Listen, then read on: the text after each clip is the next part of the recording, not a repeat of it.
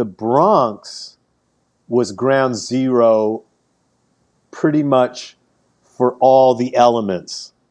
The Bronx is where all the elements were being developed in a unique way, and then other boroughs were claiming, because it's the same city, and these are people who dating each other across boroughs, and Right.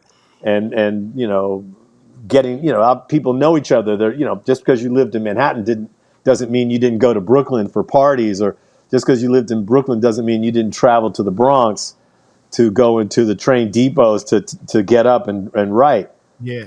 But I do know, as I became early friends with Phase 2, and like Fat Five Freddy, Phase 2 was an important liaison for me into hip hop culture. He, as a Bronx graffiti, well, he'd hate me for calling him a graffiti artist or a graffiti writer.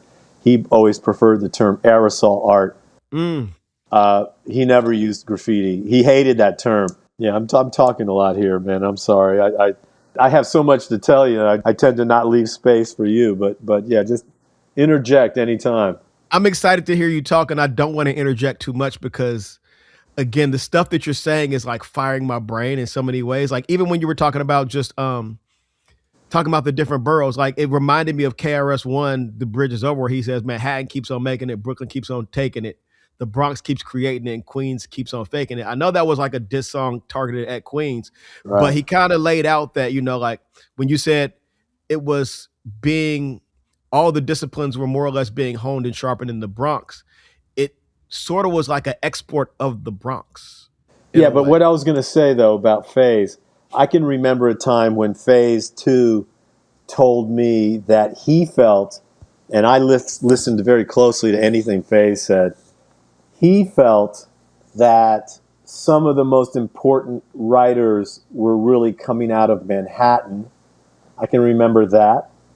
I can remember conversations with Fat Five Freddy where he was sharing with me facts about certain DJs, like DJ Flowers, who was coming out of Brooklyn.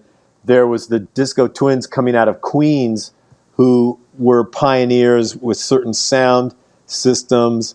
I mean, there were people in different boroughs who were coming up with a very important breakthroughs in the different disciplines of hip hop that were from different boroughs other than the Bronx. But from my experience and from what I've heard and from what I've seen, the general consensus is that, you know, these elements were being really explored and presented in ways that sharpened them and refined them and defined them. Most of that was happening in the Bronx. Got you. You know, and I don't mean to pick on anybody, but the one borough that doesn't seem to get a lot of credit like that early on credit is Staten Island. So, Yeah. you have like the Wu-Tang Clan, but that was much later. That was like in the 90s or whatnot. There was the Force MDs were out of, Oh my God. Yes. they were breakthrough. They were doing some really early stuff. They were in a film I made called Bronx River Throwdown. But yeah, most everything was coming out of the Bronx, but different boroughs had different stars that really shaped the game. Manhattan keeps on making it, Brooklyn keeps on taking it, Bronx keeps creating it, and Queens keeps on faking it.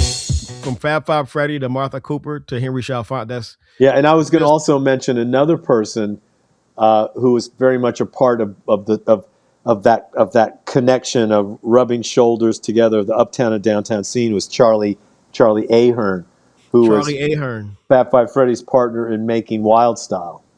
Yeah. So these are all names that, again, like I've encountered them and I'm aware of them, and I know that they were like ground zero. They were there, on in like when it was forming. But it's also that thing where there's so hip hop has moved so far and it's so vast that the cast of characters kind of elbows out people and shit. So, but yeah, those are three names that I'm absolutely going Well, to here's the thing about what you're saying about the elbowing out other people, other elements of hip hop.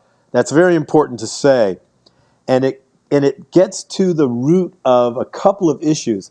It gets to the root of the whole controversy and the brouhaha that was happening over the last couple of years as to how much of an influence and participation that Latino, particularly Puerto Rican yes. artists, hip hop artists had in the creation of hip hop culture.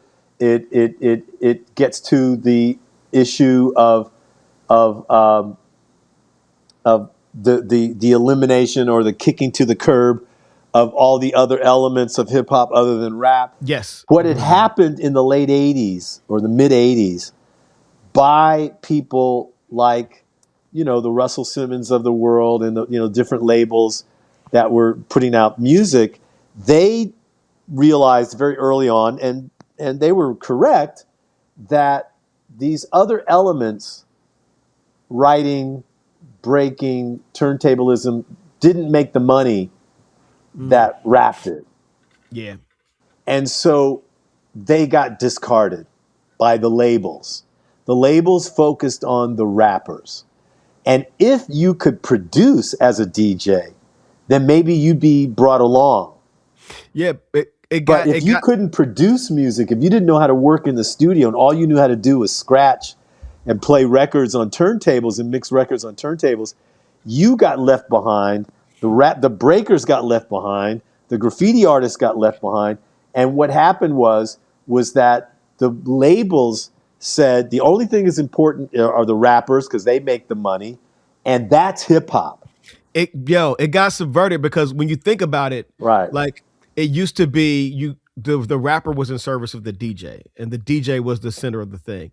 And Right, then you get exactly. then you move on and you get let's say like Heavy D and the Boys or Big Daddy Kane, where it's a rapper with dancers and a DJ, and the DJ has every album had the DJ track on it. You know what I'm saying? Where it's like the DJ gets busy. Right. And then you move a little bit forward and it's like, all right, we're moving away from the dancers, just the rapper and the DJ. And then you move even more forward and it's just like, all right, we just got a rapper. Right.